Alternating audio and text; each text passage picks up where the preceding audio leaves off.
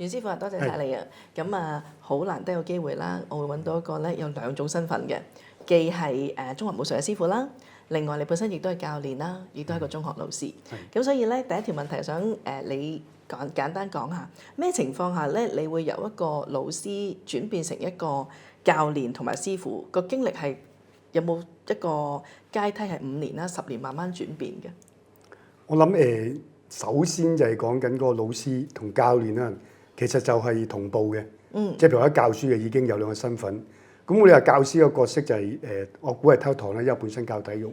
咁啊，體育堂個角色啦，即係教一般所有同學全部一啲簡單嘅認知，一個體驗式嘅啫。咁只會係教練咧，就係將一啲嘅同學我精英化咗佢。咁教練個角色咧就會係比較要求會高啲，同埋易教啲，因為咧入得校隊嘅同學咧，佢自己本身嗰個對嗰個項目嘅動機都大咗，學習動機都大咗，就比上堂會好好多嘅。因為上堂我諗大家知，同學仔都係譬如而家教籃球咁，佢要跟住教籃球，可能佢自己好中意打羽毛球嘅，舉個例，好中意踢足球嘅，咁佢覺得自己冇得選擇，係啦。咁但係如果校隊嗰啲係因為佢個動機性，你係羽毛球校隊教你羽毛球，係會好上心，好辛苦，佢都會嚟練習，係啦。咁但係體育堂，如果做一啲好辛苦咧，有部分台就未必會好認真去做啦。因為當然係啦。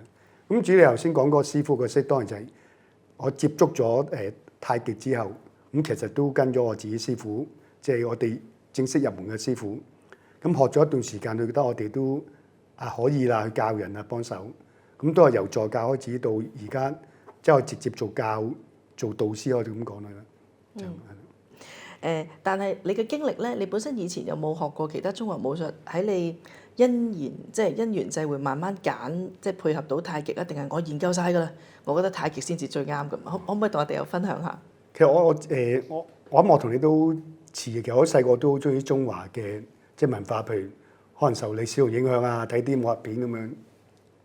咁但係其實就冇接觸過任何，都只係啦，一路都冇接觸過，因為可能我只係中意打波，即係好多項目我自己真係都即係周圍都乜都玩嘅咁樣。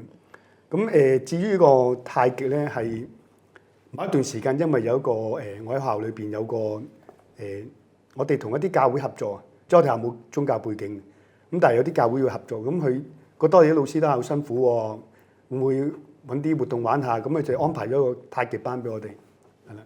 咁啊，逢禮拜五，咁但係你知啲老師咧就當時我最上心嘅，即係其他人好忙啊。係啦，十幾個同事參加啦，咁樣，咁好似嗰啲10個9房的少年，係啦，咪10個9房，最後咧剩翻得我另外一個同事，咁個得2個人冇辦法教啦，嗰個師傅，咁我哋咁啊斷咗啦，咁我就開始接觸太極，咁如果你講翻我自己都有一個。未學之前，我都有一個錯誤嘅觀念對太極。以為啲阿伯咁樣。係啦，冇錯，我指西瓜咁樣，你即係指運動，一半即係指到殘嘅，指到可能一啲個運動人咧，竟然對太極都有咁嘅錯誤觀念。咁所以冇參加之後咧，咁即係就算你參加嗰段期間，都仍然係覺得都係我哋伸展下養生啊、放鬆嘅啫。開始有少少轉變咯，覺得因為都覺得咦，原來唔係都好多嘢要記喎。好難啊！係啦，唔係好似我想象中。即係一半分俾你，嗰半分俾你，即係唔係嗰啲咯？咁啊斷咗一輪之後咧，咁冇學啦，因為得太少學員。咁當時學咗幾多堂啊？記唔記得？我諗大概半年到啦，係啦。嗰陣時學唔識嘅，唔識太極拳。咁跟住搞咗幾年咧，機緣巧合咧，因為我認中文大學有個教授咧係我師兄嚟嘅。咁有一次讀書嘅師兄，教育學院，教育學院嘅師兄，咁啊呢個教授嚟嘅，咁佢 sport science 嗰邊，咁喺個工作坊見翻佢，咁啊同佢傾下，咦我話跟住我就問，咦你識唔識人可以教太極啊？咁我問一問佢，咁佢就推薦咗俾我而家我嘅師傅，係啦，咁跟住我就去我師傅。嗰時未師傅，即係嗰時，即係你當我做師傅係教練啦，一係收錢教我。佢之前咧，咁佢哋就一期學費交嘅，都貴嘅。咁佢個諗清楚啲啊，係咪真係想學咁樣？佢就推薦咗2本書俾我睇。我睇完嗰2本書之後咧，我就再去書局望一望。咁開始發覺有啲嘢，唔好意思。唔緊要，都好認真喎！你呢個學習嘅過程。係啊，因為咁我就去書局揾啦，跟住我就發現，咦，關於武術嘅書咧，我只去無論3聯啊、中華等等、商務等等，咁得意超過70%都係太極書。係咪？你講詠春其實好少啦，你講就算講白學啊、跆拳道都好少嘅啫。洪拳啊嗰啲都咁開始對呢個泰拳都，咦如果咁多，其實係咪都真係有啲料到咧？咁我知有研究價值先啦，至少。咁我攞一本望一望，咁開始對太極認識多啲。但係你初初會唔會覺得我要學咧就要學唔好學唔識？陳楊吳孫武學晒佢，初初定係點樣嚟？你嘅諗法係？冇，因為純粹係個教授朋友咁啊推薦咗依個師傅，咁我就覺得我真係早知其實門派都冇乜分別，即係同一個源流出之後睇過啲書之後咧，其實一個源流啫，啲分支啫。咁你要跟到一個好嘅師傅啦。咁我相信嗰個教授朋友咁無論嗰個師傅係教我咩式，咁我都會接受嘅，都會係咁樣係。咁你初初睇嘅時候咧，有冇特登揀翻楊式嚟到睇下？因為你知道應該你阿鍾大教授朋友介紹嗰個應該係楊式太極㗎嘛。唔係，咁我嗰陣時乜都睇過書局咧，咩式都睇嘅嚇咁，所以就都冇特別。但係既然頭先我所講，你教咩式，我咪學咩式咯，係啦咁樣。咁最尾都唔平喎。我唔平嘅，不過咧，我有個工友，唔知係咪佢點醒咗我。我工友咧嗰陣時嗰個中學嗰個同事嗰個工友咧，喺中國內地落嚟嘅嚇咁啊，佢聲稱做個解放軍好似。咁佢知我好想學太極咁樣，我哋一次臨走課同佢講拜拜咧，咁佢同我講唔俾錢邊學到太極啊？真正嘅太極咁同我講喎，係啊咁我就爭咗一段時間啊，佢好似又講得幾有道理咁，我話試下模仿咯，咁我就於是真係開始學啦，係啦。可唔可以透露咧嗰個收費係點樣㗎？當時啊都500蚊一堂嘅，每因為私人1對1，我唔係大班教㗎啦。咁仲要係全期俾晒，係啊！我諗嗰陣時係30堂嘅定咩係，所以諗咗好耐呢段時間啦。咁就係個工友點完之後，我就算啦，佢就試下啦咁啊，就咁啊。仲記唔記得當時第一頭10堂嘅經驗？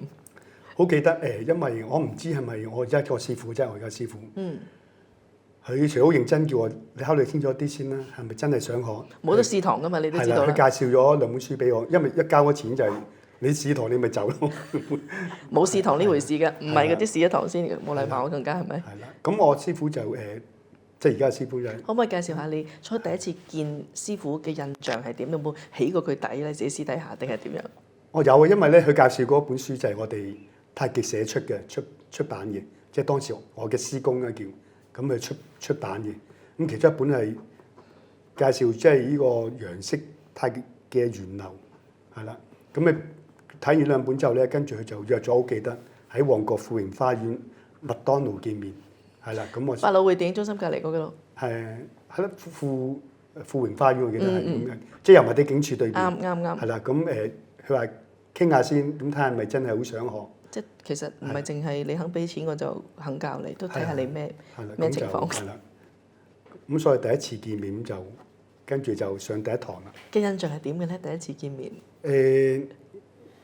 好傾閒偈嘅啫，其實都唔係問你，定係睇下你骨骼有冇啲。我冇嘅，唔係係咁誒，隨佢傾，即係覺得佢都因為唔想我嘥，即係如果你冇心，我唔好俾咁多錢啊。咁你都冇一個反建議，咁不如我俾住2堂先啦。冇，係啊，因為我覺得呢個係佢 set 咗 rules，應該係佢正如所講，我哋都尊重嘅師傅，佢 set 咗咁我，因為佢冇逼我學噶嘛，冇逼我教噶嘛。咁同埋咧俾咗錢個動機性大啲啦，尤其是咁貴，咁你都一定會學，係咪？即係呢個係一個我諗有少少相聯咯，即係關聯咯，我覺得呢度。第一次俾你嘅印象咧，坐低傾偈咧，感覺係點㗎？我師傅好似即係好平和近人，係啦，咁就覺得都即係謙謙有禮嗰啲啊，好似個即係好有武德嗰啲啊，咁我知，即係我自己第一個感覺係，係啦。可唔可以介紹下師傅咧？同我哋。我而家嘅師傅係咁我而家師傅姓盧嘅，盧明遠。咁啊，之前都見過面啦，都係啦，咁係啦。咁就我就學完嗰一期之後，一期即係全期，即係教晒我哋楊家85式咁樣，係啦。咁我師傅就都問我意見，想唔想學深入啲啊？會考慮即係做入室弟子咁係。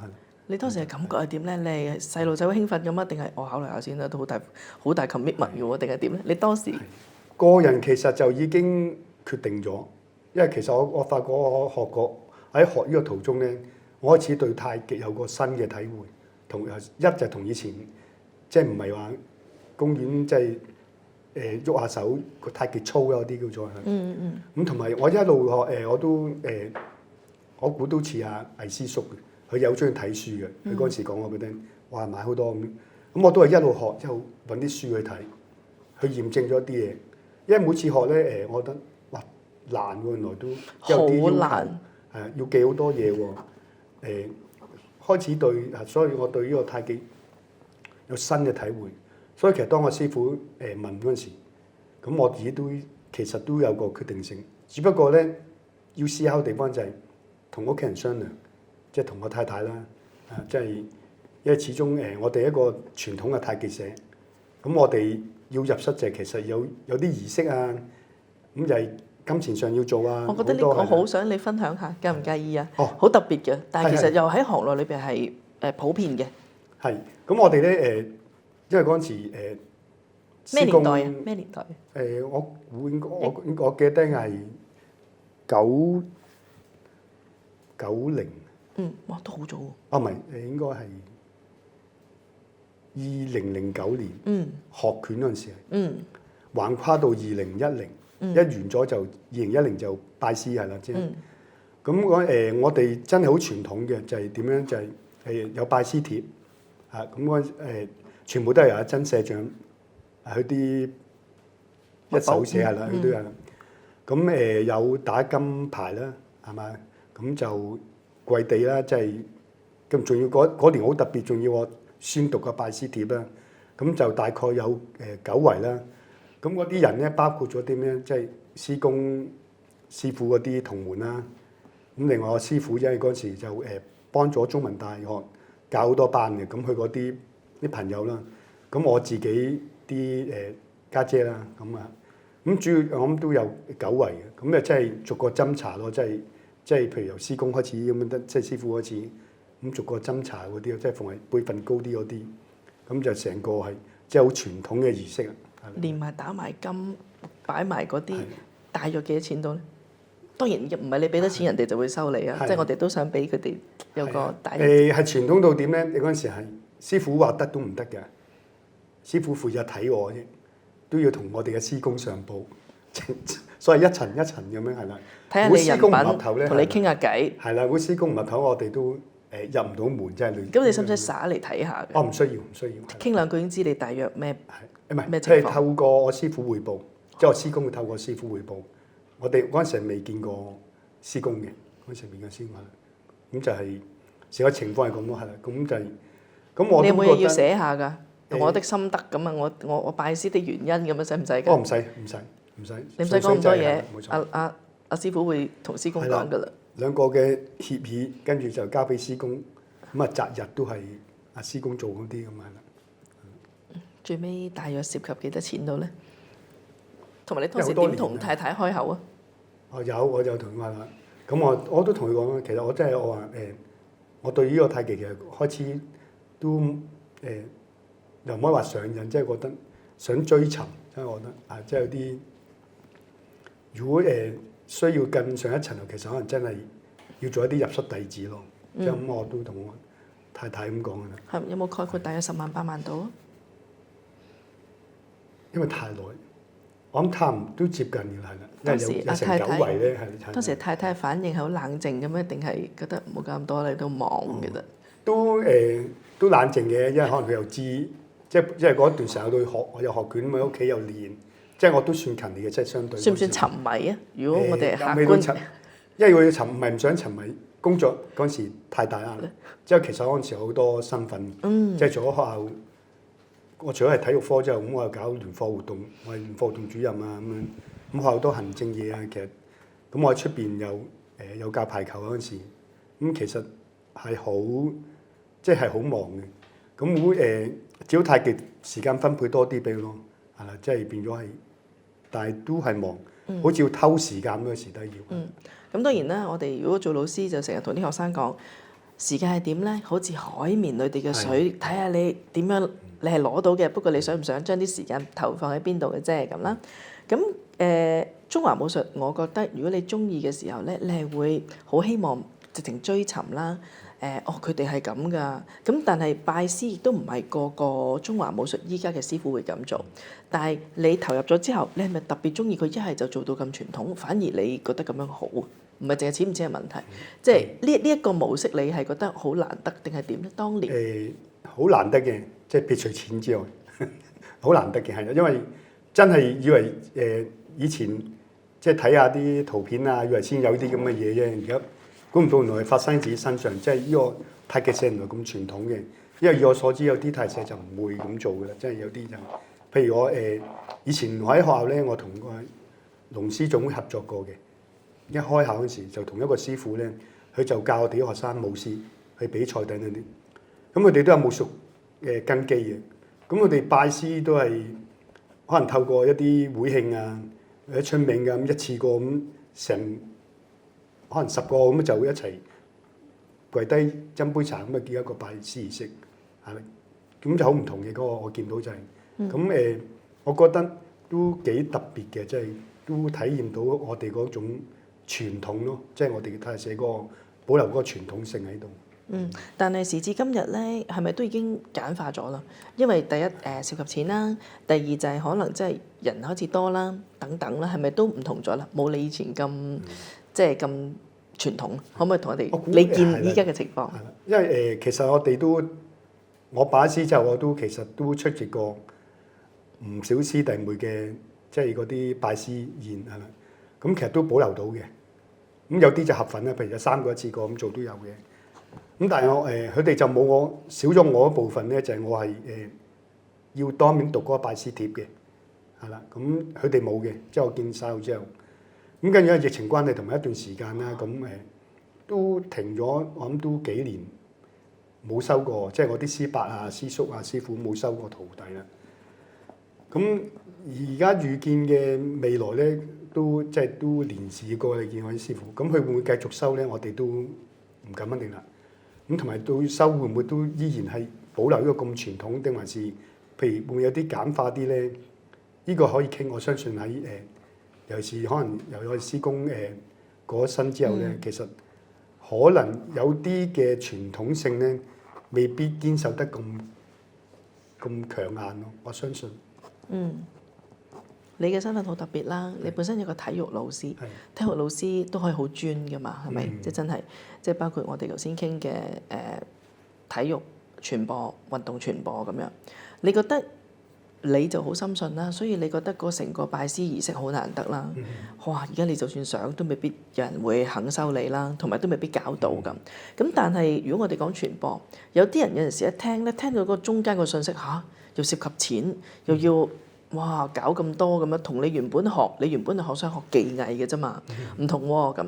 咁我覺得你哋好特別咧，就係你哋嗰個郵政太極研藝社。其實研藝社以我理解就唔係真係淨學技藝啊嘛。呢方面個信息，你覺得你哋研藝社喺傳遞嘅時候，由一加入嘅時候已經我哋傳遞得好好㗎。話俾佢聽，我哋呢度唔係淨係學太極操，首先。咁你覺得嗰個信息喺加入嚟嘅時候咧，傳遞得好冇㗎，還是好清楚㗎？其實我哋係講得好清楚㗎啦。因為咧我估因為嗱就如果我都有2個角色，第一個角色我真係入室弟子，咁亦都見到我自己啦，或者我師傅啦都有教班，咁嗰啲咧就唔係入室弟子啊。咁但係我哋喺初段咧，基於一個都準則係一致嘅，就係個規矩要求係講到規矩嘅。即係教嗰時，至於個學員做唔做到咧？呢個就係嗰個分別啦。即係師傅對入室弟子係會提點多啲，要求高啲，即係嚴格啲。咁同埋個打法漸係會唔同嘅。即係每次點解我哋學落去都係個8、5式學完之後又再循環，又再學長長慢，就算我師傅話俾我師伯70幾歲都跟緊我師公都要學，係咪？咁係不斷咁樣打磨，每次都可能有啲唔同嘅要求。但係學完咧就個規矩，每次教每次提，咁每次重複完，如果繼續跟住你學咧，咁啊可能個深造班或者改良班啦。咁但係都會佢哋都未必做到個要求嘅。咁同埋你知而家暫時喺我哋個見嘅班裏邊咧，好多都年紀上有班都咁上下，後生啲可能都係30零40歲咁，嗰啲就唔同嘅。咁但係如果有班上嚟，你又唔可以特別太過用傳統個武術要求，變咗用養生要求。傳統武術係點咧？如果武術即係嗰個有嗰個技擊嘅元素，譬如我都認同太極其實喺我哋分開3個大方面啦，一個係養生，一個係武術，一個係哲學。咁我相信而家嗰個入室弟子要做嘅就係你兼顧埋嗰個叫做武術功能多啲，雖然都困難嘅，即係都難嘅，因為係需要時間嘅嘛，同埋領會。但喺養生方面咧，就會係係我哋傳播一個重點嘅信息。尤其是學嘅人士，我諗而家都偏大啊嘛，年紀可能。咁呢個養生嗰個角色更加重。咁哲學就係可能傾下偈啊，只要自己理解融會咯，將太極嘅精神擺喺生活啊，譬如要慢活啲啊，即係放鬆啲啊咁嗰啲咯，我只覺得啫。我覺得好好。會唔會你本身嚟自於學界？你經常都要將一啲好難明嘅嘢點樣傳播俾啲學生聽？即係我自己都成日提醒自己，即係成日提醒唔一定做得到啦，係咪？自己明，你能唔能夠將個信息解到人明？咁解到人服啊，更加高層次啦。至少你能夠將你覺得我覺得好重要，我呢個研究計劃係咁嘅目的㗎啦。我要令到我嘅團隊明。咁當然佢哋可能係得，唔好講咁多，做啦。總之你講我聽點做咁啦。咁但係我覺得學中華武術咧，其實唔係純粹係得。我哋開始起步啦，咁啦，個傳播你覺得比你平時教運動嘅任何項目係咪仲難啊？中華武術或者講太極，老實我就係嗰啲咧，上體育堂行埋一邊得啦，老師打咯。即係我係嗰啲，我以前讀女校嘅，我好憎排球嘅，因為我怕痛。咁咧我哋要控球啦，老師。咁我哋個個都要控。咁啊老師唔係成日望住我哋，佢會行開㗎嘛，係咪？咁我哋就會1、11、21，即係我係嗰類㗎，即係呢個係恆久嘅，而家都有。係真係唔好意思啦。咁啊，你哋如果好啲就唔會放棄我哋嘅，即係鬧兩下咁樣。咁但係如果你學中華武術就得㗎啦，呢啲咁樣嘅 cheating 係咪咁啦？咁所以你教體育同你接觸中華武術，你仲要又係有教，係咪真係好唔同？你哋對學生或者對學員，甚至乎入室弟子嘅要求，甚至乎有啲人成日都覺得我哋同教練真係唔同。你點睇啊？我只睇嗰個教練本身或者嗰個人嗰個性格係緊要啲。譬如如果我哋教師傅角色咁啊，教嗰個學員，咁我哋都係即係好俾心嘅教啲規矩啊，即係提。我一唔記得咧，我哋都係耐心提，因為好多都個離親學嗰啲咧，主動性都係高啲動機，佢自己都想學得好嘅。不過可能有時，因為講真都係有啲差異嘅，譬如接收啊，喺個眼手協調都有啲差異。但係咧，當一提咧，佢哋好願意聽你講，係咪？但係學生頭先你講啦，學生佢可能礙於嗰個你老師咁，你叫佢做，佢咪做俾你睇咯。咁但係就個動機性始終都係冇咁強，即係當唔係佢嗰個好喜歡嘅項目，咁所以話一個好大分別。尤其是排球。就算男仔中6有啲掂個波都痛嘅，即係縮手啊，即係嗌晒痛咁樣都有。咁我哋都能夠話聽即係再三強個動作點做，同埋因為咧上堂太多人，你照顧佢咧，其實同一班我哋教太極即係爭好遠，即係你嘅照顧性，即係一班可能你講緊30幾人，咁你去教佢同一樣嘢。又有差異喎，有啲係咪真係有啲好啲，有啲差啲。咁我哋咁唯一好處就係我哋會叫啲叻啲嘅同學幫佢手教啲冇咁叻嘅同學。一來一朋輩咧就容易啲，即係叫到啲同學做嘅係啦。咁但係都係困難啲時間嘅，即係我自己覺得係時間。因為同學咧，你係體育堂你先接觸嗰個運動。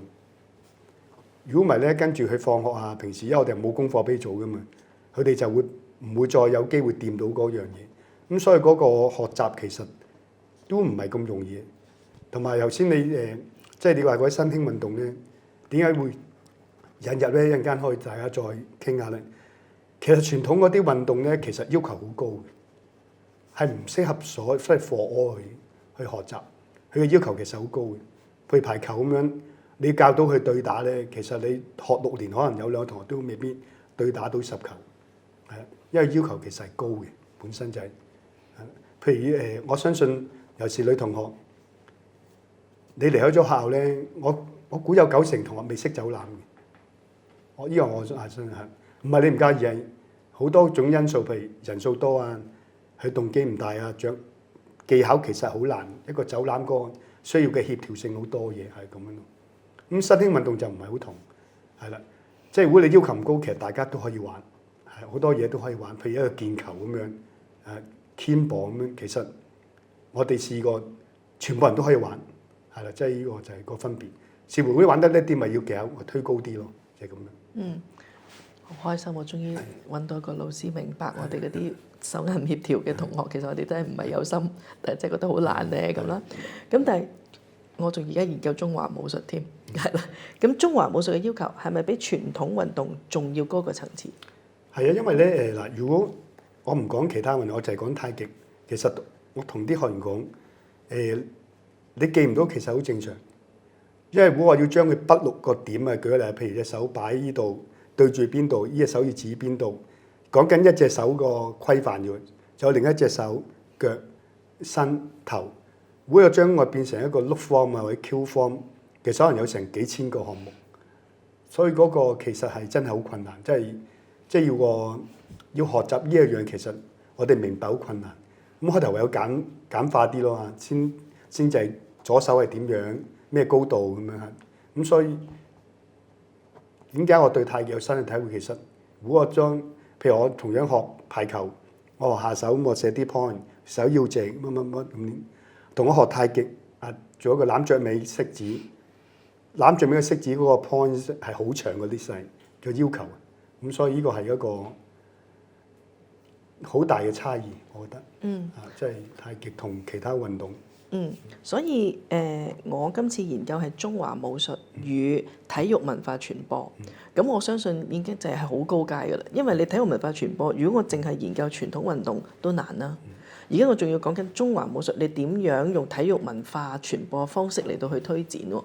你覺得係咪首先好多人由於因為誤解，所以你見到喺街或者公園咧，一般太極操佢哋整覺得嗰啲其實係叫太極啦咁啦。你哋學嗰種介唔介意同我哋分享下，同傳統運動最大嘅分別係乜嘢咧？因為有啲人就成日，其實我唔係要你有幾高幾低，要你理解咗個原理先啦咁啦。個教法係咪同你平時教運動係好唔同？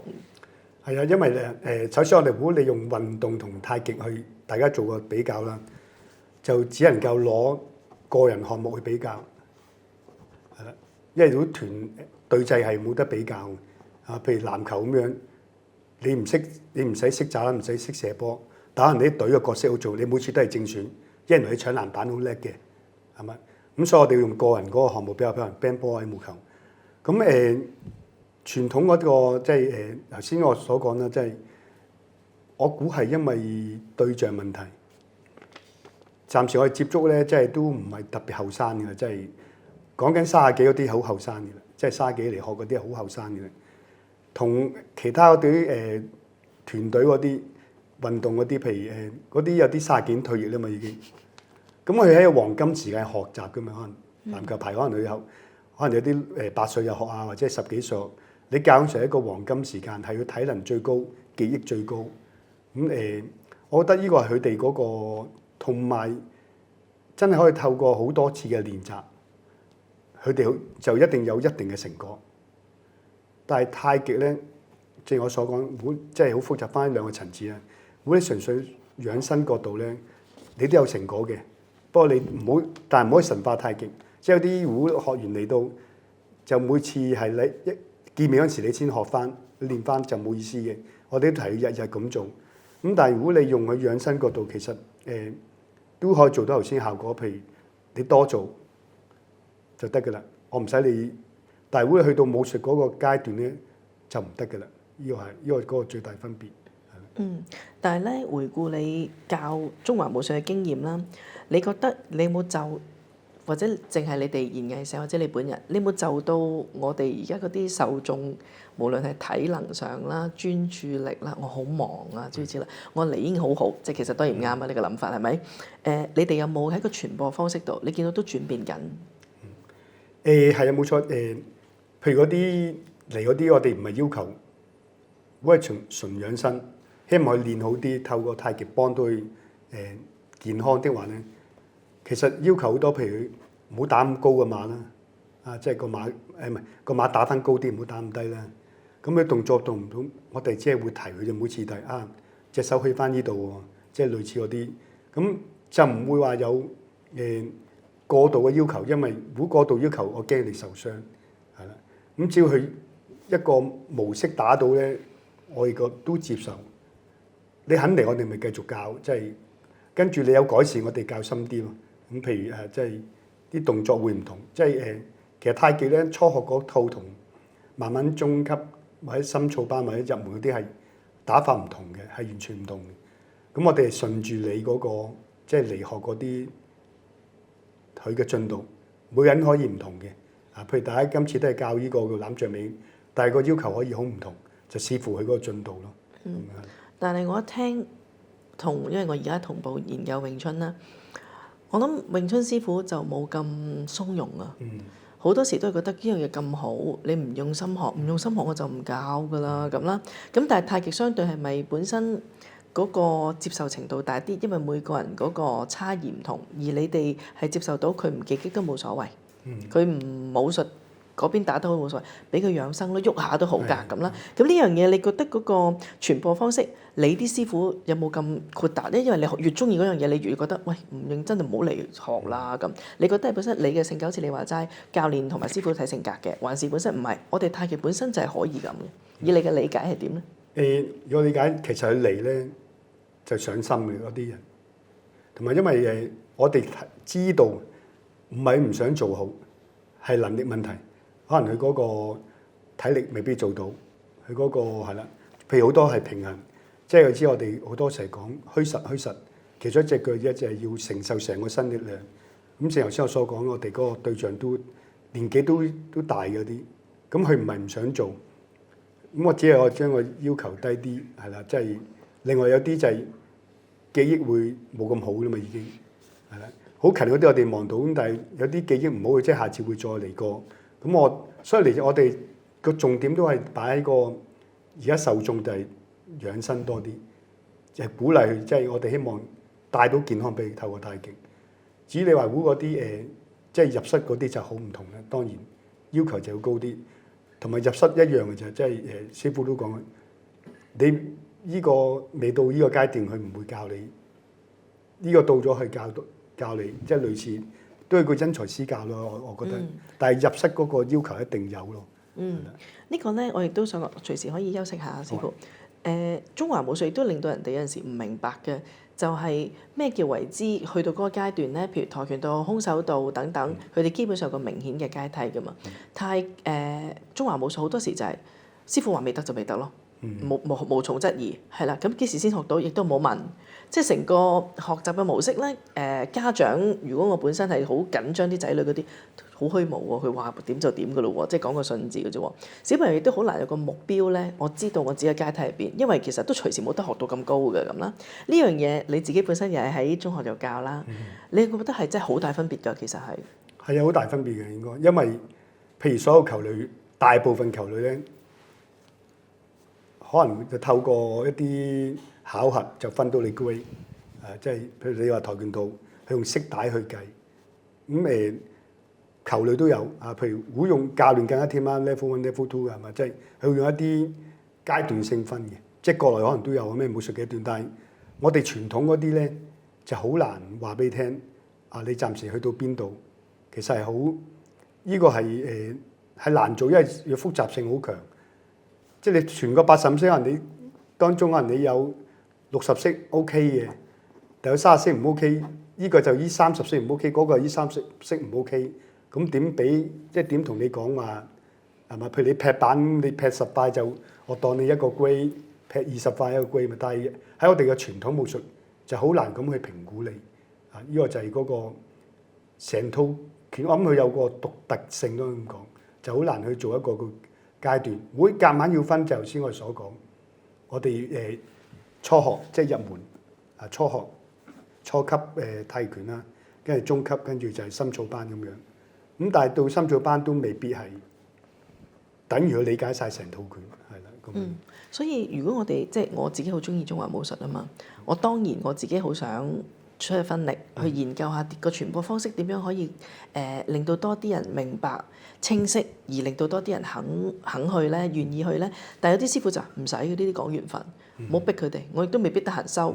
即係其實有陣時係，不過都令到我嘅研究團隊有陣時都。唉，咁即係點咧？我約晒啲學校，跟住阿師傅突然間話唔得閒，我哋全部就要咁，咁學校亦都未必會，仲好多嘢忙緊噶嘛，咁好困難啊！其實，咁係咪大家都預咗係困難噶啦？所以我哋都唔係粵港大傳播，講緣分啦咁啦。咁呢個傳播，你可唔可以同你分享下咧？你幾個角色喺身啊嘛？係就頭先你所講啦，即係咁如果譬如我係師傅，咁我付出咗我啲時間，我都係想將呢樣嘢做一個傳承，咁啊當然睇對象啦。咁而家傳承呢班係體驗式啊，你真係好有心去學啦咁樣。咁學校嘅角色當然就係佢有好多嘢考慮，因為佢要好多 shareholder 啊嘛，即係持份者，學生係、老師係、家長係。老師就話你話呢段嘢捉咗學生，我想揾佢補課嘅喎，佢仲未交我啲嘢喎咁樣。咁家長就覺得咦，你校點安排？因為家長淨係針對校啫嘛，佢唔知你同個師傅個溝通啊嘛，佢就咦你又話啲10堂，你而家轉晒，咁我已經同佢安排咗好多嘢喎，咁我最多唔嚟啦，即係會係咁咯，即係類似，咁所以中間有好多矛盾嘅，即係大家企喺唔同嘅角度去望嘢，係咪？即係粒色仔，我話俾你聽係1，你話俾我聽係6，我話點會6咧？一定係1，我好肯定係1，咁係咪？即係大家企嘅角度唔同就變咗。要教即係可唔可以做體諒咯？即係我知道就係都有啲家長都合作嘅，有多。但係你知道同約跆拳道、空手道、同約中華武術師傅更加難，我覺得。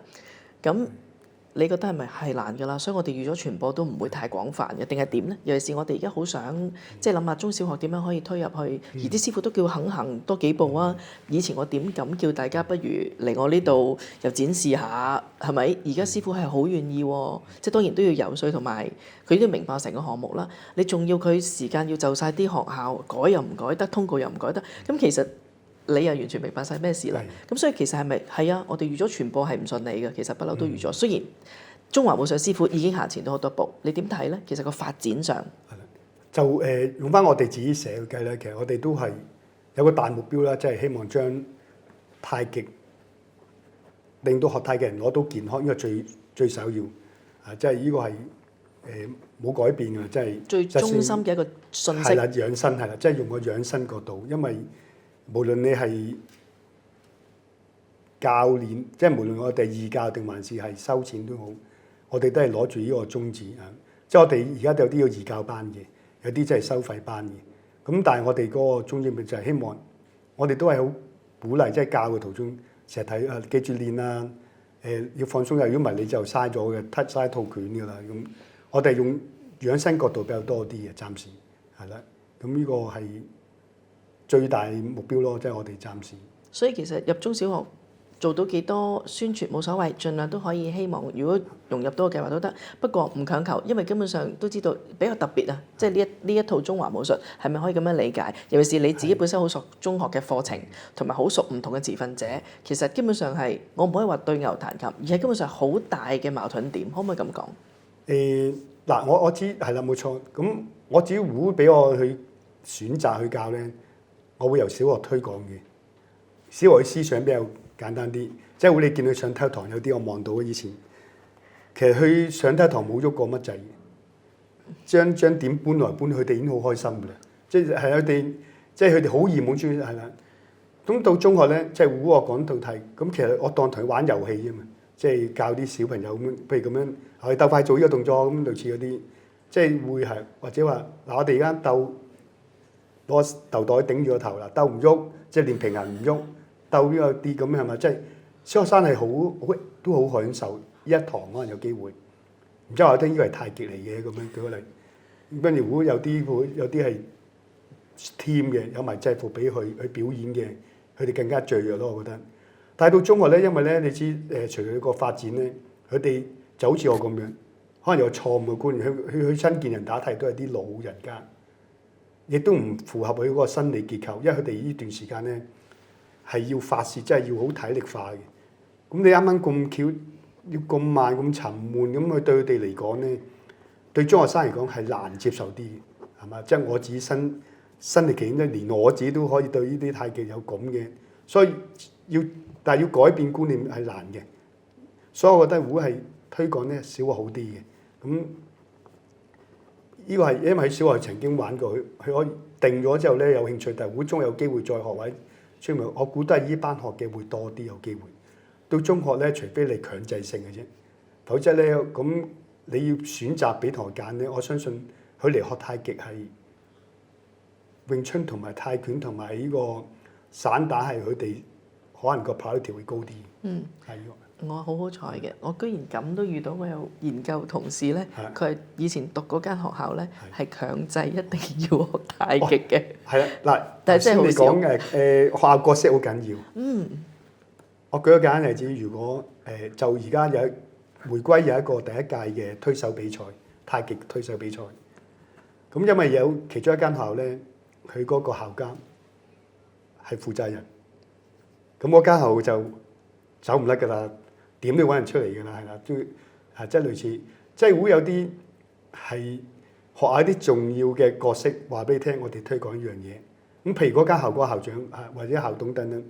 或者老師本身即係又得到校長同意，我推呢樣嘢，其實係可能性好高嘅，係冇問題嘅。譬如我校監係一個太極人，好神太極都覺得有咩咁好嘢唔教到啲學生啊？即係舉個例咩？咁你間學嘢就要教㗎啦。咁同埋咧其實我諗20年前到咧，當時呢個體育有個首席督學，其實佢都推廣呢個太極。咁啊24式簡化，咁啊老師先學。內地嗰種。佢係佢就咁告24式，佢冇講係點樣。咁啊先搞啲工作坊俾老師，然之後咧就出埋啲文件話，希望你學校推廣，又俾高年班學習呢個24式，即係太極。然之後有一批老師去上工作坊學咗先。咁結咗出嚟你知啦，即係我而家會知嘅，嗰陣時我都未必知。其實個老師係咪好認真同你學到24式，然後將個精髓教翻俾學生？結果出嚟嘅結果就係、其實所講就係太極操啦。咁指堂攞唔到太極嗰個真諦咧，就唔知。不過唯一好處就係我成日都講係體驗啦。如果嗰班同學曾經佢話我中六嗰時學過咯，到可能有朝有20零歲、30零歲有機會接觸。我有個同事就係啦，即係可能係啦，冇錯，即係體驗就係咁嘅意思，係咪？即係譬如我帶學生去獨木舟，你體驗過，但係可能佢自己30個裏邊可能有一個好喜歡喎，咪指出去學咯，可能有機會。咁可能都有個種子播咗落有啲種子播咗落啲同學仔度，之後個好處就係可能係，然之後到佢第二日幾時發芽我哋唔知。但係可能我自己本身好中意中華武術啊嘛，我真係好驚，如果佢體驗有一個唔好嘅體驗感受，哇悶到暈啊咁啦，又或者哇太極操啫，甚至乎個老師都教錯，我自己好驚嘅咁啦。咁所以如果你更加專業啦，所以你覺得個傳播方向咁多年試過，就算學界都有不同嘅轉變嘅，你自己嘅經驗，你覺得依家轉變到咩位置反而係有優勢？有一啲嘅轉變就係譬如。我訪問嘅唔識太極，楊家太極，其實有陣時都好驚人哋理解錯啊！我哋其實唔會簡化㗎，我哋唔係想普及，就係用一個易打方法，如果唔係會理解錯誤咯。所以個傳播方式裏邊咧，係咪都要有一個犧牲，一個選擇？你點睇？我覺得就係頭先我舉例咧，如果我想將樣嘢推廣咧，就要接受現實咯，即係時代變咗啦嘛。咁我如果用播種子嗰個諗法，其實我就唔介意，即係24式要24式嫌多，其實即係你後教你冇可能嘅一堂得一堂。你諗下如果我哋認真去教一式一堂嘅嘛，好多時，咁85式透過可能30幾40堂，咁點可能喺學校推廣一樣嘢咧？中一至中三咁得唔得啊？咁都又唔得喎，永遠體育堂都淨係學太極就係咪啊？即係咁，所以我自己都接受現實就係、其實播種子啦，咁可能即係就算要教咧，就可能都係好似講我哋篩選一啲可能太極8式算啊咁樣，即係有啲體會係啦。咁至於低班咧，我自己都明白嘅，即係雖然我自己係太極人，但係我都係好中意中華嗰個傳統武術。咁我喺低班咧，我哋子校咁嘅正所，我哋都係要學少林拳有一套嘅，有考試嘅，係啦，咁樣有4堂俾佢哋體驗，係啦。咁我覺得呢個即係都有傳播一樣嘢，仲係呢個，但係就唔係太極嘅，都唔會。哇！對你嚟講咪好難？我哋合作，一個老師冇人識晒咁多嘢，我哋合作係真係咁樣，咁有邀請啲師傅翻嚟教。唔係，我意思係話你要接受到啊，因為有陣時中學武術你只中意嗰樣嘢，譬如我有某啲師傅就係我哋同佢哋唔同㗎，或者我哋同埋有陣時事實上太極同詠春本身都有一啲嘅諗法係唔同嘅，冇話啱唔啱嘅，本身嗰個無論係用力啦、個背景啦咁啦，咁樣會唔會令到啲學生咪會更加亂咯？還是唔係？咁其實佢廣義大約知啫，世界歷史都要讀過咁多個國家啦，佢都係要大約知啊嘛。你係咪會化身成為一個要好寬宏大量咁？又唔緊要嘅，但係除非嗰樣嘢你自己好抗拒，還是都唔得噶啦。即係等於 syllabus 啫嘛，課程我都唔會所有嘢都同意晒㗎，但係都要推。你嘅角色好特別喎。正如頭先講嘛，即係我角色問題啊嘛。係即係我一個我想發展體育，又明白即係學生應該廣泛啲個課程。咁如果我為咗我自己嗰個興趣或者擅長，夾硬推俾學生，咁我覺得時代要轉變啊！因為我自己體驗到就係、太極你根本好難喺體育堂咧學到好多啊！我哋唔可以花太多，你唔可以半年都係學太極㗎嘛。咁我自己覺得就係、但係如果落其他嘅武術嘅種類，譬如舉個例少林拳，其實學生係容易啲掌握，因為佢真係可以3套，即係3段啊，可以打3段，然之後去考試。但係太極係冇乜可能，即係我覺得咁就係角色問題啦。我唔會係咪都係俾你接觸過中華武術嘛？起碼我對同學嚟講，我覺得係。譬如我哋個項目啦，我哋都因為有啲學校咧都不停問我哋，我哋除咗攝影啦、拍片啦，係咪真係可以有啲太極嘅入門工作坊咧？咁等佢哋體驗下。如果只係得短短個零鐘，等佢哋個體驗撒種子，無論係中學、小學，你覺得點樣嘅傳播一啲咩信息會緊要啲？你如果俾你覺得嗰堂嘅體驗應該要包啲咩會好啲？咁我哋可能做一個簡單嘅動作，譬如攬著尾就盤起擠按幾個動作組合，然之後嚟嘅同學咧，我哋用手動式要去做到我哋理論上真正嘅要求，咁佢就知道咧，咦原來唔係咁容易嘅，即係咁樣。因為我試過以前我同啲同學仔咁，就譬如做蹲腿啦，即係深蹲，我哋嘅要求咧係垂直落嘅。咁我試過就係啲中五嘅同學，我話：咦，我話你即係籃球隊啲四頭肌掂唔掂㗎？check 下你先咁同佢做，咁咪深蹲俾我睇。我話唔要依個，我要依個，即係我哋太極，即係要求佢發咦阿 Sir 而家咁難嘅，我做少少俾佢睇，阿 Sir 咁難，咁佢就覺得咦，即係原來呢個動作係咁。佢問嗰陣時，我話係啊，其實我學太極要求係咁樣嘅，就係你哋可能你平時做 gym 咧就要求可以個俾你中前，咁佢就體驗到啊咦，原來太極要求唔係就係所講，原來唔係啲太極操嚟嘅，都喺嗰個肢體訓練內都有一定嘅要求。咁如果你俾我，如果即係咁短嘅時間，就唔好俾佢攞到太極操係老人家喐下手，我就可能有機會要佢唔可以咁樣，要咁樣個身唔可以傾斜，咁可能佢就唔夠力㗎啦。可能我挨佢就跌㗎啦，佢就知道咦點解會咁咧？個重點應該擺喺邊咧？係啦，冇錯，訓練咧咁樣。冇錯係啦。咁先至，因為太極頭先我講好特殊，你個幾鐘你點教都要教啲乜嘢，上翻去都唔知係啲乜嘢。咁可能我覺得就係會俾我選擇，可能就個攬著味，然之後再加我哋高難度嘅要求俾佢，咁佢感受下，咁可能佢就覺得咦原來唔易做喎，即係個要求咁樣。而且先話聽嗱，其實太極就要有咁嘅要求咯，咁樣係。小學咧？小學反而我係唔難嘅，所以因為我成日佢哋嗰個佢心智問題，用遊戲方式就好容易帶動到佢哋。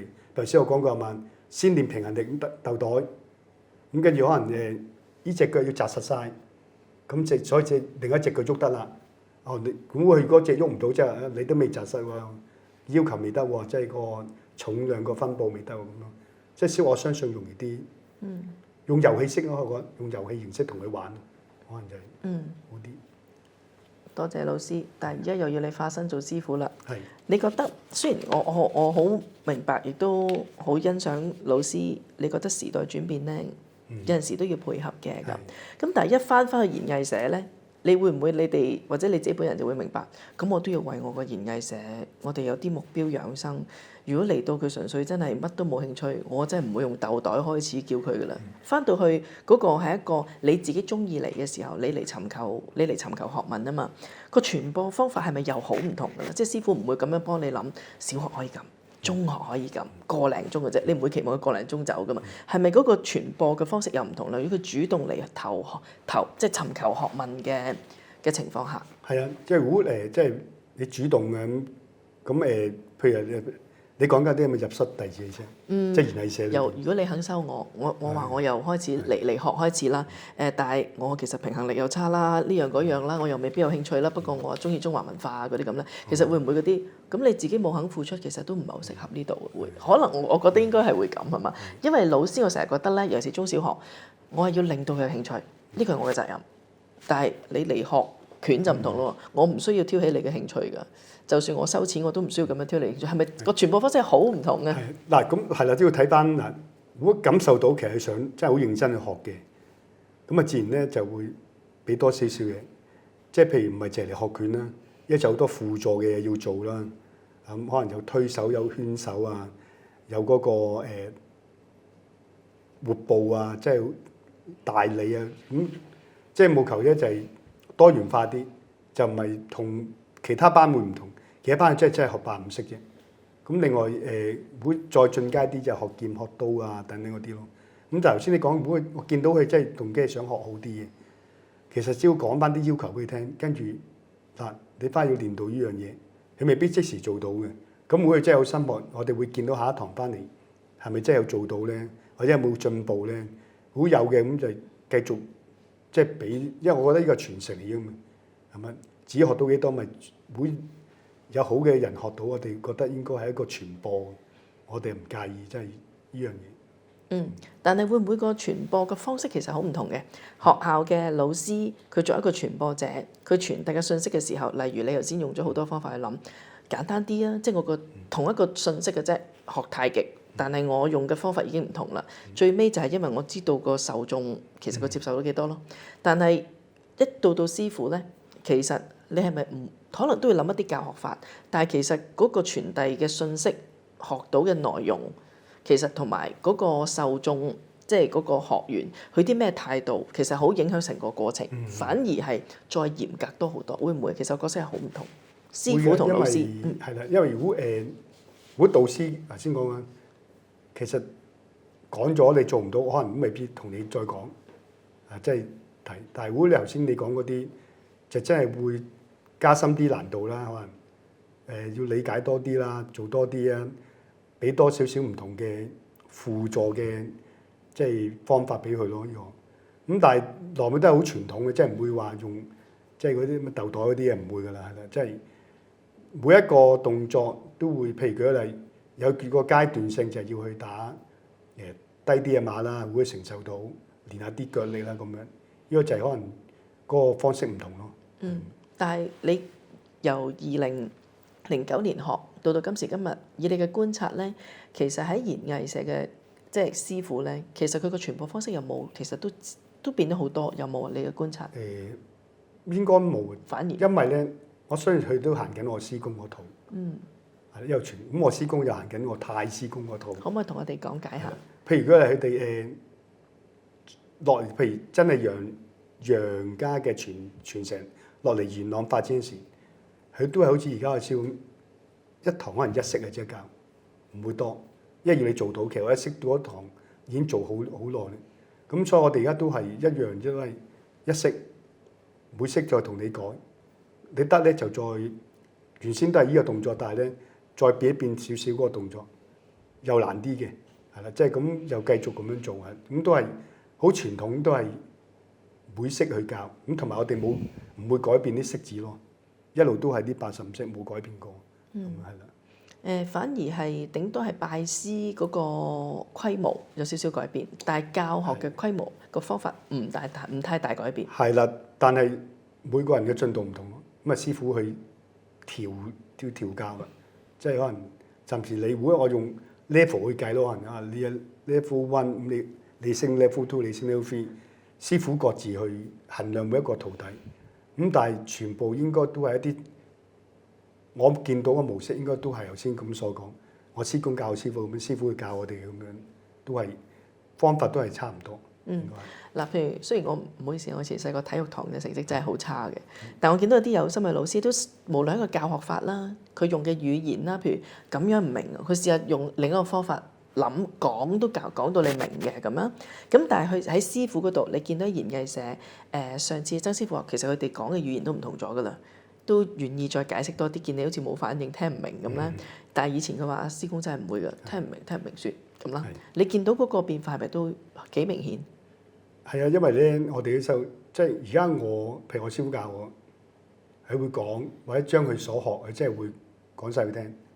咁會以我所知，師公嗰套叫你打，就你未到咧，你自己領唔到咧。譬如佢係要收尾女，我當簡單啲嘅。教咗你冇收到咧，我師公就可能唔會提噶啦，一路打咯。到你做到依個啦，佢又會再俾第二個你，即係會佢哋要自己摸索多啲。咁可能我哋幸福咗啦，即係可能我哋師傅師伯即係社長經歷過，知道好難摸索，就算唔係個人摸索到，佢哋會講多少少俾我哋聽。咁樣做點樣做好啲係啦？要求點樣係啦？咁佢就即係我哋可能就行短啲條路咯。咁以前師公嗰套就係你未得，你自己摸啊，你摸唔到，我唔會再講俾你聽嘅啦，咁咯。咁可能你一世都學唔到，有啲你係唔知喎，但係你係唔知道你學唔到咁樣。係咯，但係你嘅身份好特別，因為你係一個老師啊嘛。老師對於人哋點樣教係都觀察到呢個人有冇心。人哋明知錯你都唔話俾人聽，你個老師唔啱。但係中華武術如果傳統師傅，你又唔可以咁樣話個師傅喎。你點樣去分析咧？咁係啦，即係嗱，如果你係老師或者教練角色。個學生問你係嘛？你要教俾佢係嘛？佢得你其實一樣啫嘛，得你咪講多俾佢聽，同埋可能調翻轉咧，唔得都講要求俾佢聽先，即係唔得都講要求俾佢聽，然之後睇你做唔做到。咁但係頭先嗰套調翻轉嘛，佢唔話俾你聽你得唔得嘛？到你只令唔到得，我先再講俾你聽。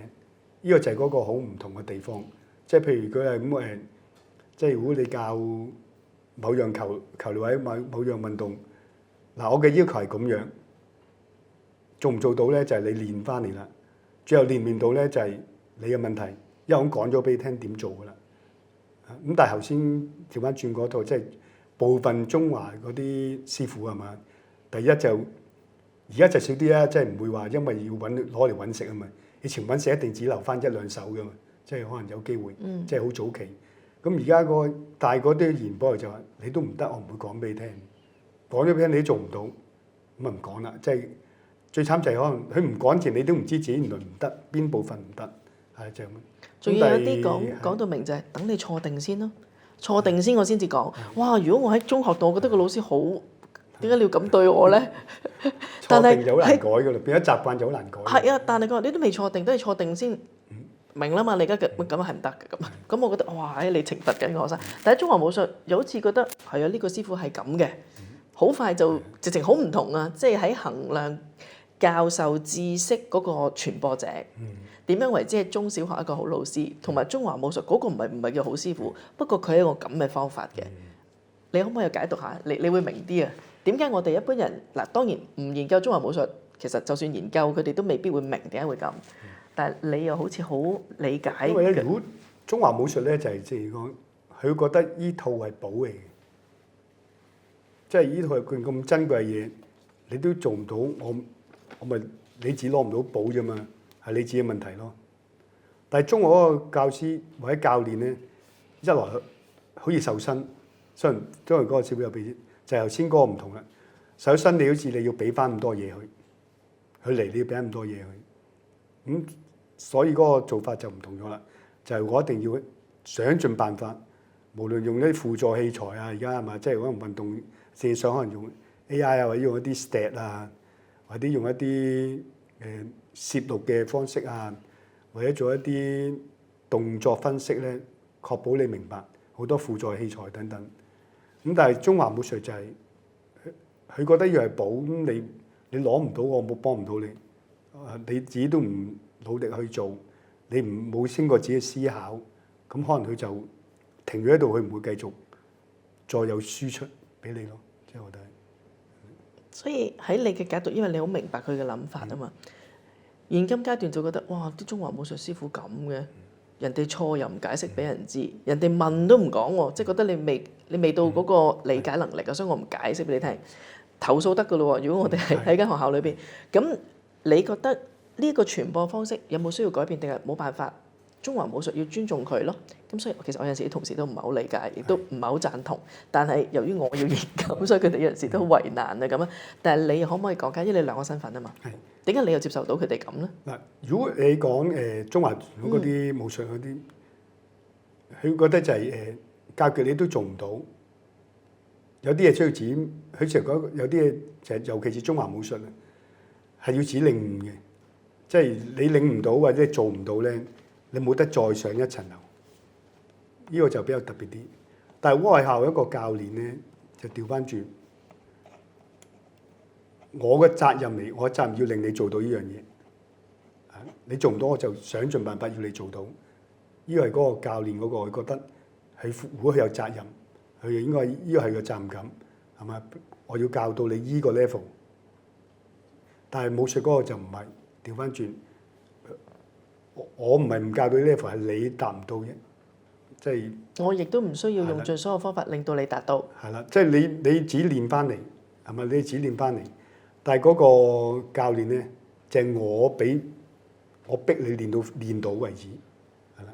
咁但係呢個大部分嘅中華武術教練調翻轉就係你做唔到，我冇辦法，要自己領悟啊，你自己去摸索，即係好多會係咁樣咯。呢種傳播方式需唔需要轉變咧？你覺得？如果即係我自己睇咧，其實即係都雞同雞蛋，我覺得就係，即係如果個師傅咧，你都未做，你未到呢個 level 啊，你係冇得升 level 嘅。叫親你做都做唔到呢樣嘢，你冇得，我唔可以再教高深啲嘢俾你。咁有啲就會覺得，我講咗要求俾你聽先，嗱，你自己睇下你做唔做到啦。做唔到你自己想辦法做到噶啦。因為有啲嘢係幫唔到嘅，即係師傅講完啲有啲，即係中華個師未必幫到你嘅，即係做一樣嘢靠你自己可能做好多次啊，練好多次啊，然之後先做到咯。呢個咁你係需唔需要轉變方式？成日都係睇過傳授者嗰個心態係咪？我好想你做到，或者你做唔到，我講咗個要求俾你聽先，咁你自己去摸索啦。直接做到為止啦，係啦。咁但係咧比較多就係要自己體驗嘅，即係武術呢樣嘢，我自己覺得，一係一個追尋嘅，你自己要自己多啲體驗。咁同埋佢比較特別啲就係唔同有唔同嘅進步空間咯。你會覺得自己到咗，但係其實你仲有進步空間，係咪？包括之前人嗰啲，佢都覺得自己有進步空間嘅。就算啲人話你係大師嚟嘅喎，你係一代宗師喎，因為覺得仲有進步空間呢個。我好清晰啊，但係如果咁樣淨係講個領悟啫，可能如果用年青人嘅角度就係、你唔係應該有責任，我俾錢我嚟山長水遠、天水圍嚟到太子去學你嗰套功夫，你唔應該有責任教到我識為止嘅咩？即係如果依家嘅年青人或者求學問嘅人，佢哋用呢個方法諗嘢噶嘛？我嚟補習又好，我嚟學咩都好啦，你係有責任教識我噶嘛，因為我主動嚟學噶啦，已經係唔係講緊我嗰啲體育堂嗰啲我唔中意嗰啲咧。咁但係你都咁嘅態度喎，咁咪窒礙咗啲人嚟揾你咯，咁樣啦。咁但係我認識嘅好多師傅就係啊，呢兩樣係寶，佢哋真係當係寶嚟嘅。所以其實我已經花時間肯教你，你翻去都唔練。咁我係唔會再講多啲㗎啦，就同你喺學校裏邊教傳授知識嘅人好唔同，同埋喺出邊依家教緊其他嘢嘅人好唔同。咁所以咪就喺芸芸嘅教學當中，呢一種嘅傳播方式，咪就係會篩走咗好多佢唔係領悟能力好高，或者我有心不過我懶，係咪就係篩走咗嗰啲人㗎啦？已經係啊，所以係特定人嚟㗎咋。我根本上係傳俾特定嘅人。因為咧我係教識咗你，係咪？即係。你而家呢個 A 你打150式，你識晒㗎喎，只不過你做唔到再上一層嘅85式，但係你仍然學咗85式，冇人話你唔識呢套拳嘅，係咪？即係譬如可能你話譬如山長需要出去學個詠春功夫，可能你學識咗㗎喎，點為之識咧？係咪？即係再有進一步㗎嘛，可能有機會。咁即係話其實喺傳授過程，其實真係傳授到個功能達到咗嘅。譬如，因為舉個例，譬如初階有初階要求噶嘛，你打到85式，只要啱，即係啱晒嗰啲規矩啊式子，你已經學咗85式噶喎，係咪？其實我真係已經教咗你嘅85式，只不過85式其實有 level 1、level 2、level 3咁樣嘅問題。你而家你學到邊個 level？咁所以唔係佢唔教，係教咗你係識嘅喎。而家啲85式係咪即係可能係用咁個概念去睇咯？我覺得真係。但係師傅同教練，你嘅理解今時今日雖然時代轉變咗，有啲亦都配合咗個時代轉變㗎啦。我淨係覺得願意參加我嘅項目嘅師傅都真係好偉大㗎啦。哇，係嚟到一間大學，我又身水身汗，又換晒衫咁樣。咁呢個以前梗係唔會啦，即係除非領悟我本身同你有緣分，我本身就識你嘅啫咁啦。我覺得而家啲中華武術師傅已經行前咗好多，願意改變佢哋嗰個傳播方式。但係我覺得嗰個傳播嘅範疇都唔會太廣嘅，因為接收嗰啲佢哋話自己好忙，呢句已經好難聽啦，係咪？呢個你點睇咧？個傳播者佢唔係傳播者行前咗一步，但係我覺得個受眾者咧褪後咗一步啊，因為佢好多嘢揀啊。以前就哇，我揾到個師傅，我願意行前好多啊。依家個受眾學生，我好多嘢學喎，老師有好多嘢安排咯，已經個老師真係。其實你太極唔得，我仲有好多嘢揀，真係好唔同啊！咁會唔會個傳播方式係傳播者我行前緊啊？不過個受益人咧，其實我被動咗嘅。其實我真係好多嘢可以揀，你可唔可以再行前啲？再行前啲？其實你點睇嗰個傳播嘅發展？傳播發展，我覺得咧，而家真係進步咗嘅。正如我所講，我哋唔使留一手揾食，係咪？即係會無私地，即係有中人就係講過 personality 即係我係啦，我覺得我應該將所學，因為我好想呢個太極拳真係可以傳承到落去，100%原汁原味。我學到幾多，我教俾你。咁而家其實我哋啲師傅都係用呢個心態，即係已經進步咗嘅。即係我相信，即係起碼我哋唔會係師公嗰套啦，即係以我哋理解。咁所以同而家啲教練開始即係近咗啲角色。即係而家嗰啲中華傳統嗰啲，我唔敢講其他種類嗰啲啦。咁但係就喺我哋社會，我覺得我哋都係進步中。即係包括你話，如果我哋對我有徒弟或者等嗰啲，咁我都會將我指所啲，我盡量傳授到俾你，要求講俾你聽點樣做，盡量想辦法幫你。即係呢個係開始係嗰個。至於嗰個所謂學嗰個人，就睇佢心態啦。即係如果你話好忙啊，百花齊放啊，咁樣都冇辦法呢樣嘢。呢個而家即係時代，我相信真係好唔同。即係以前冇咁多選擇，咁多嘢玩。而家部手機可能已經影響咗你，係啦。咁跟住又養生嘅嘢，唔係淨係太極噶嘛，係咪？有啲我哋學太極嗰啲，星期一要學瑜伽噶嘛。咁星期二古箏，星期三可能去又玩社交舞，咁第二樣嘢都有噶嘛。咁好難揾到一個就係話。全心全意去玩咧，你見到啲全心全意玩，你更加要將呢個傳承，我覺得要再原汁原味傳俾佢咯。我覺得就係。我覺得你講得好好。講到嗰個傳播者嘅改變，其實佢已經改變咗好多啦。因為你真係講到個情況，以前包括咗外國人成日講點解中華武術發展唔到咧，就係個個有私心，好驚你我最第一嗰套係寶嚟㗎嘛，第二我嚟揾食㗎喎，第三你都冇心機，我做乜要將傾囊相授啫咁啦。所以你見到嗰啲傳播者已經改變緊。咁但係你會覺得個制度上會唔會嗱？因為都曾經有啲討論嘅，譬如運動傳播都話，如果你有個制度，因為無論係家長同埋年青人都想知道嗰個階梯㗎嘛。如果有個制度會唔會好啲咧？咁但係當然就會出現咗，咁邊個定先個制度？跆拳道、空手道嗰啲有政府嘅安排，依家邊個？你就算同一套陳楊吳孫武都有唔同嘅諗法啦。就算我楊家太極都係元朗，你哋咁諗啫。隔離嗰個可能有唔同諗法啊嘛。所以制度上係咪本身比較難搞？我估呢個會係舉個例咧，譬如康文署嗰啲教練，咁可能佢哋係主要係鄭係啦，冇以前啊錯啦，係啦鄭鄭師傅係啦，因為以前即係我聽我哋阿曾社長都有問過我哋嘅，咁我哋可能冇做咁樣。咁你知啦，武術嘅嘢門派都有一定嘅角色嘅，即係我走嚟去跟你學你嗰套，之後你去頒翻個證書俾我，覺得我有資格去教，呢樣就我相信好困難嘅，喺武術界尤其是，其他就好穩定係嘛，即係咁而家就你係一級教練、二級教練咁有晒標準，有晒點樣考法，有卷係嘛，有 practical 有 written 嘅去考核你。但頭先我講我哋要太極拳好難，門派都咁多啦，係嘛？你有冇可能？如果你係將佢批咗判咗俾唔識去負責去考你哋唔去咯？其他係唔會去嘅，即係都唔會。所以呢個係一個歷史嘅問題，我相信係好複雜嘅問題。以你本身對運動咁有了解咧，點解外國相對或者其他運動比較冇咁？其實就算以我所知，跆拳、空手道都一樣，佢哋本身有啲傳統嘅，佢哋都唔跟㗎。但係相對冇咁多問題。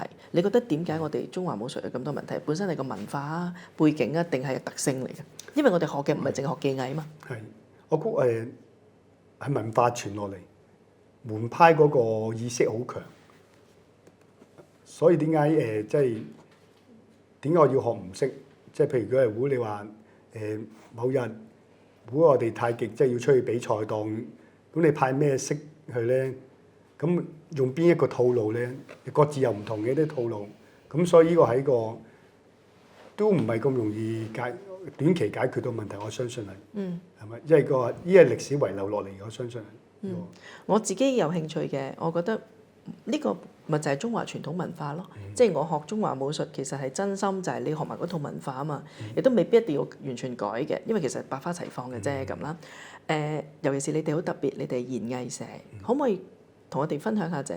如果嗱教就教85式啦，再希望佢深層次啲傳播嘅信息，係會上堂噏下，定係其實係點樣㗎？即係嗰個。大學幾年就大約知道佢嘅內涵係好唔同㗎啦，再去到嗰個哲學啊，係真係會大家圍讀啊、傾偈啊、自己睇書唔明文啦，再深層次啲係點樣㗎？即係可以傳遞到個信息。我諗好多時係透過同師傅傾偈。我聽翻個師傅講啦，佢去師公嗰度學拳，其實學好短時間嘅啫，去到係坐低傾偈，咁唔叫學你就唔好諗住學。即係去到某個階段就係咁樣，咁同你傾下啲日常。咁我師公都好多才華，好多課題佢都識嘅。因為我哋啲徒孫都有同佢交流嘅。佢試過開一啲班俾我哋咧去教，即係統整嗰個教法，即係教太極拳咁樣。咁可惜因為疫情問題，我哋只係學咗1/3度啦。咁跟住佢就離開咗啦。係啦，呢個係可惜嘅。咁但係佢好多方面啲哲學嘅嘢，我哋都係透過傾偈咧，都有啲心得都聽到下嘅。咁至於其他就係靠自己師傅同你傾偈咯，即係譬如太極點啊，你平時點樣啊，即係類似嗰啲咯。咁你元素係咪高咧？都唔高，始終個百分比都係擺喺嗰個傳藝嗰度，係啦。咁我哋都係研究藝術，所以成日都覺得呢套係藝術嚟嘅，即係我師傅講。你去追尋佢，你追尋一種藝術，就好似阿社長講書法一樣，你追尋佢，追尋自己嘅境界，呢樣嘢喺度噶啦。你掘到幾多係你嘅，即係當一個金礦。而家你掘到嚟呢度就係你花幾多功夫，你嘅領悟到幾多，你而家掘緊㗎啦，俾咗條路你㗎啦。至於掘到幾多就睇你最後自己嗰個收穫。咁所以應該我哋就仍然喺重點咧擺個傳呢個藝術嗰個角度嗰度去，係啦。我好有興趣嘅。如果我哋講，即係我其實睇過好幾本太極書，越睇就越唔明。精氣神呢度你明咗幾多呢？你覺得係咪都冇個規範嘅？其實，但係精氣神希望呢，仲有虛，最尾去到虛。有少少道家嘅概念。當然我明道家同道教唔同嘅。咁咩人或者佢點樣追尋？有冇一啲 syllabus 㗎？即係我哋讀書最興㗎啦。有冇課程㗎？有冇啲雞精書呢本先係？你睇咗先啦。唔明問師傅，定係冇㗎？乜都冇嘅。就算係阿師公佢搞1/3，剩翻2/3，好似李小龍咁，得佢知嘅啫，佢都冇寫出嚟嘅。可唔可以講下？呢個係一個好睇書都見到嘅精氣神呢個概念，其實係好高階嘅喺太極拳裏邊，同埋唔係練翻嚟嘅。唔係話我話俾你聽練翻嚟，係你自己嘅修為慢慢練出嚟，係你個人嘅體會。呢個就我理解，因為我都聽過我嘅阿社長曾經講過3階九層啦，喺嗰個復元師館講過。咁我都睇過好多書關於呢樣嘢，都係自然到嘅，唔係你去追求到可以。所以呢個係好抽象嘅概念，係咪？即係我哋都未去到咩無招勝有招嗰啲，係咪？即係到最尾就係咩意？即係佢意思係以境行先啊。咁最後你慢慢好似一啲階段性，係嘛？即係可能先懂熟咗套拳，熟咗就懂勁啊咁嗰啲。即係大家對呢個階段究竟到唔到？可能你呢世都未到呢個階段。啊，所以呢個我哋都應該話我哋呢個目標係我哋追尋緊。但係幾時到咗呢個階段，可能我哋要自己領唔到先至知。但係平時咧，師傅唔會講啲，亦都唔使旨意有碌事。係啦，唔會有嘅，呢啲唔會有嘅。即係我睇，即係坊間好多書都係，你到一次自然會到。即係所謂啲勁咧，即係就算我哋練嘅勁，其實都係靠練翻嚟，就會你練得多就會長勁。呢個係我哋嘅師公啊師傅咁講，所以你冇得問幾時到啊啲勁。咁係咪到就知㗎啦？到咗就會知，即係佢意思係啦。咁而家都少少，即係你要感覺到咯，即係會係原來呢啲叫勁。但係你會唔會感覺錯咗㗎？以為係嗰啲咧？咁啊，呢個冇人講到俾我哋聽。呢個就係因為係啦，即係所以呢個就係太極拳嗰個內涵，其實係即係好深咯，就係一啲10年不出門一樣啫嘛。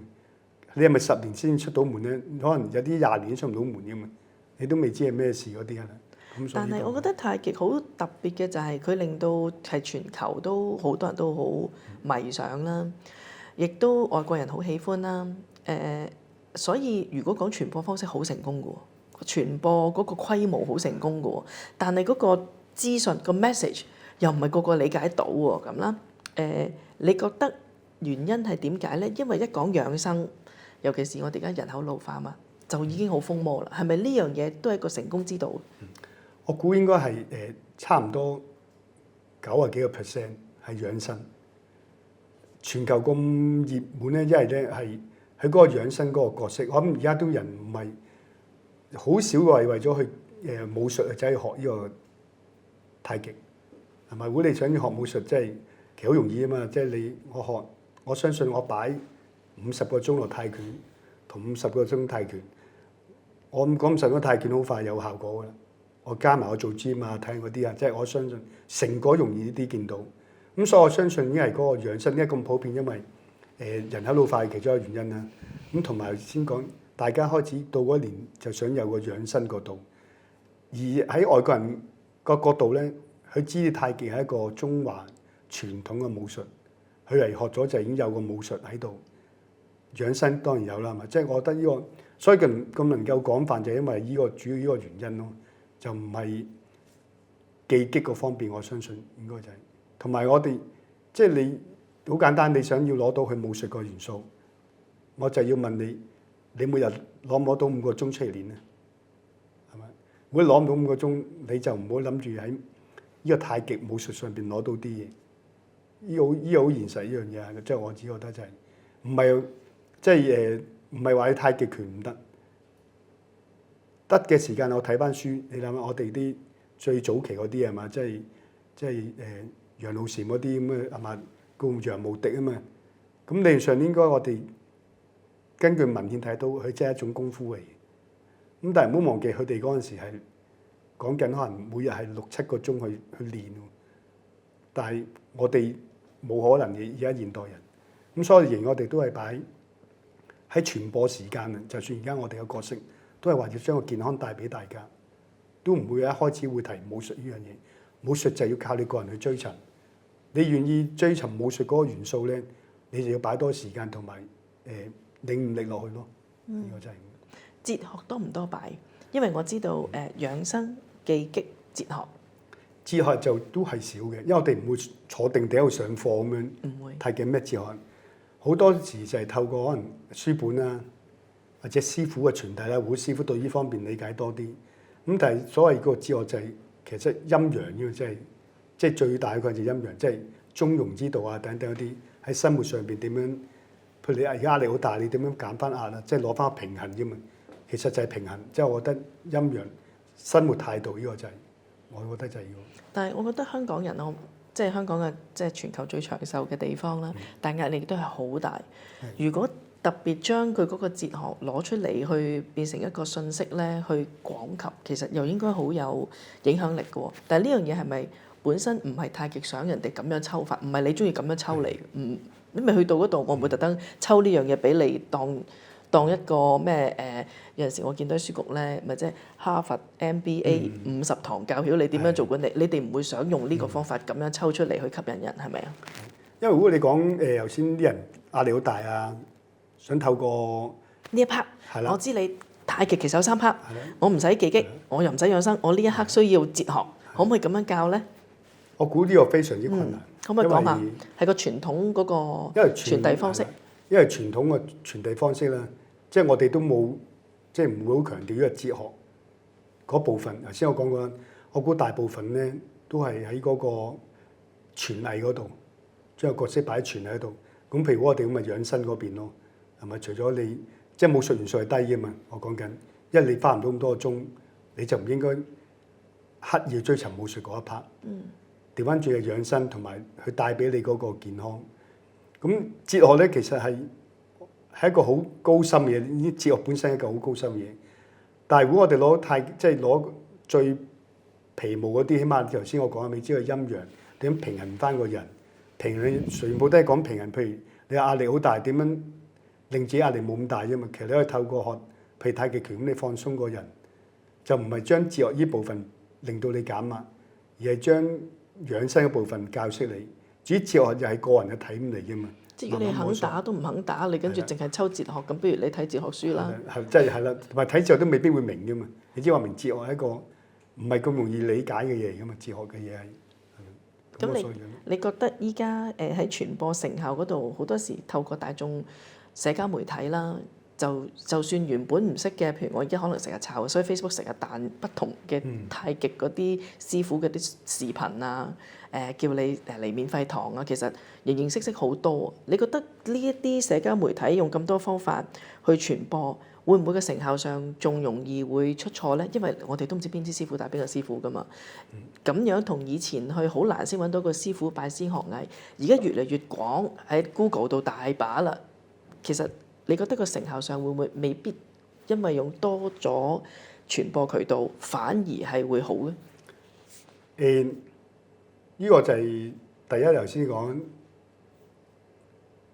我冇上載嗰個冇站嘅嘛，佢講錯唔需要負責嘅嘛，可能即係呢樣嘢。咁所以呢個其實就大海撈針，睇我而家 search 一啲資料，其實我打一個字咁，我要 search 好多，我哋要篩選。你都要自己有翻咁上下，先至去知哦。其實呢個講得啱，有啲唔啱。咁當然兩邊都有嘅，即係譬如我哋都要抄嗰啲視頻嗰啲，即係 YouTube，有啲人佢講到個重點，你覺得係喎，都啱，都好似自己感同身受體驗到啲嘢，咁嗰啲咪啱咯。譬如有啲喺我哋角度去睇，譬如佢教人打拳，其實佢未必符合我哋嗰個要求，即係譬如啲我哋話。啲跨要平啊，等等類似嗰啲要求，但係望到打開又未必達到個要求。咁所以如果純粹靠 YouTube 一個大海撈針，你想去學呢個太極咧，其實基本上就係、我覺得係唔係一個好恰當嘅途徑。譬如尤其是初學者，你諗住可以跟住個 YouTube 去學咧，跟住人喐咧，其實我相信咧，你學到嘅成效係好低，同埋有可能整傷添係啦，同埋你唔知個佢教得係啱唔啱，即係一樣。咁但係咧，當然有好多有用嘅資訊又可以揾到嘅，亦都可以令到自己長，即係可能啟發咗自己一啲嘢，對太極一啲，譬如睇完書又望翻 YouTube，可能佢同嗰個人講嘅嘢接近喎，咁都有，我覺得都所以應該視乎自己識唔識去判斷嗰啲係咪對你有用嘅資料。咁當然多咗咧，其實而家啲人多途徑去接觸咯，望到係啲乜嘢。咁但係最危險嘅地方，頭先我講過係咪？唔需要負責任嘅，係咪？有冇造假我哋唔知嘅，呢個都要靠自己個人去判斷嘅。所以傳播工具多咗咧，同你以前見到中大教授，你自己嘅朋友，你自己再自己發掘，即係你去都做咗一輪資料，你再去尋覓一個師傅，同而家隨手可得，反而學中華武術未必有完全成效係會好咗嘅。係啊，呢個所以頭先佢嘅特性咧，即係尤其師徒制咧，即係口傳心，即係親手教。你容易有啲嘢唔係咁容易，就你睇，譬如你叫師傅，不如你寫俾我依要點啦，咩點樣做，我翻去做啦，係唔得嘅。有時喺現場即刻同你調整、修正，咁你先可以可能先知道，哦係咁樣學翻嚟嘅啲嘢。純睇文字同埋呢個YouTube 嘅片咧，我覺得係只有一個好輕微嘅輔助性。知識上邊可以多啲，但係技能上邊你想透過 YouTube 學咧，我相信係困難啲。呢一個係啦。但係之前嗰3年疫情咧，好多時好多師傅都肯，係不如我喺網上直播教啦，即係好過完全停晒啊嘛咁啦。我覺得會唔會係權利上可以，但係真係動作要手把手咧，無論嗰個係詠春定係太極，你都覺得一定係要真係面對面嘅。就算喺個直播視嗰度睇住你。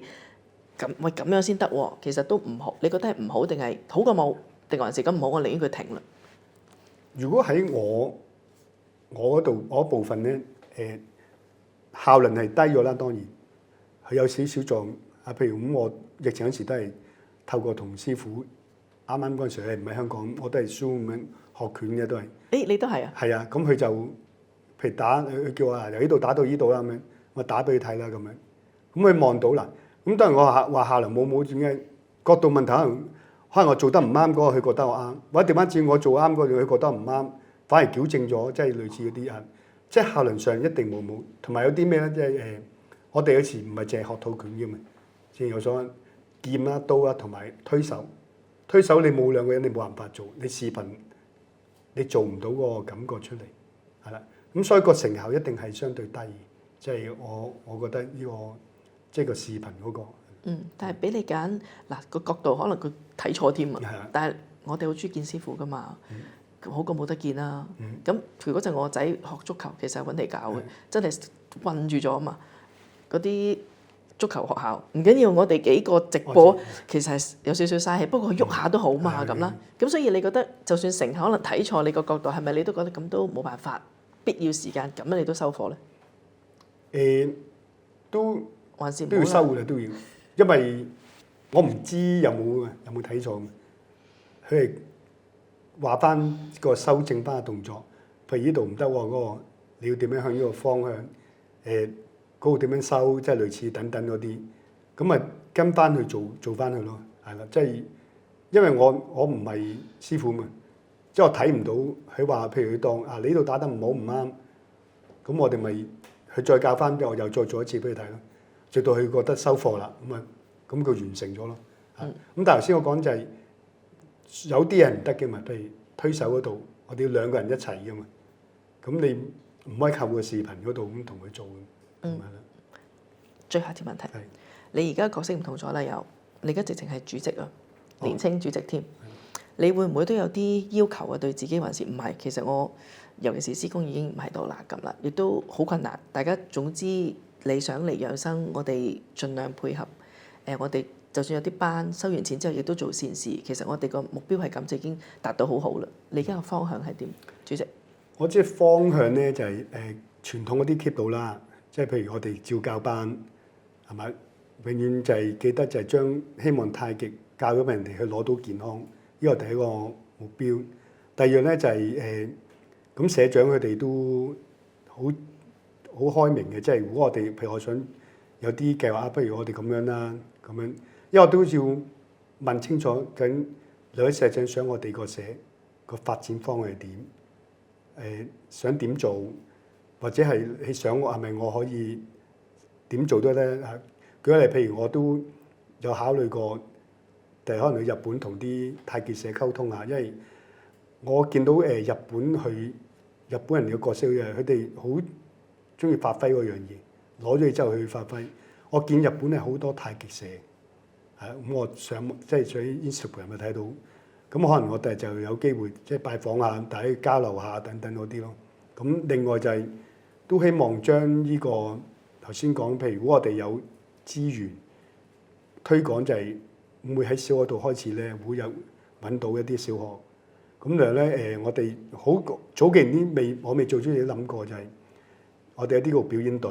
咁其實可能會一啲啲老人嗰啲活動啊，有啲週年晚我哋有啲表演隊去娛樂娛慶啊，即係但係個目的唔係去娛慶，即係一係可能啲老人家中意睇下即係睇表演啊咁樣。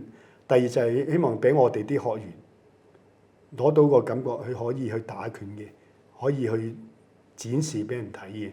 我哋唔係計唔計你即係打得好唔好啊咁嗰啲，你學過將你學過嘢展示俾人睇，呢個係我哋其中一啲希望我將來可以發展到項目咯。你覺得如果你嘅徒弟或者你嘅學員有機會去啲地方度展示咧，其實對佢哋有咩好處？自信心啊，定係還是佢會覺得實用啊？即係譬如令到人哋開心，令到人哋知道中華武術，你覺得希望可以達到嘅效果係點？我諗第一就係展示嘅信心，係咪？咁譬如有啲佢學咗，咁佢原來一組人佢又覺得記得而家有個表演又可以令到人哋開心，咁我覺得呢個係我哋俾到學員一個展示嘅機會咯。除咗呢個信心，即係話其實你學咗套拳都 OK 喎，可以一齊玩開心啲喎，咁有啲慶祝嘅活動啊咁等等，我覺得呢個都係可以幫到佢哋嘅，係啦。咁你自己會唔會想收入室弟子㗎？定係你已經去到你個階段，你唔想？我又揀，到時佢又唔係好啱，還是你點睇？我就自己都開放嘅，因為我自己都想喺自己個太極嗰個操位高翻啲先，係啦。而家都係仲忙嘅，而家有種即係自己本身有份工作，係咪？即係已經好忙嘅已經係。咁我都即係如果睇緣分咯，我覺得咁係咪真係跟住傳統咁行咧？我哋唔知。不過但係而家喺教班嗰度咧，咁我都覺得就係都採用一啲角色，就係呢個好似都好有心機學。我咪喺佢嗰個即係再調整，即係俾多少少佢啊，提多少少啊，會咁樣好啲啊咁樣，咁都會有嘅，係啦。咁所以我就開放。如果你話要我收有機會啊，即係如果收徒弟，我都希望自己都未必係咁短期嘅事，我都希望可能係幾年後啊，自己又再即係向太極嘅操位推高啲先咯，係啦咁。咁我覺得對我就算我嘅徒弟都叫做有個交代，我覺得呢個係啦。所以依家入到嚟咧，通常就叫學員，我哋叫學員，跟住就入室弟子係嘛？主要兩樣。係啦，即係啦，普通嘅學係你咁講，學員就係用導師身份咯，點講係啦。入室弟子就師傅咯，咁就兩種唔同，比較唔同嘅感覺，即係大家個交流都會唔同。多謝師傅。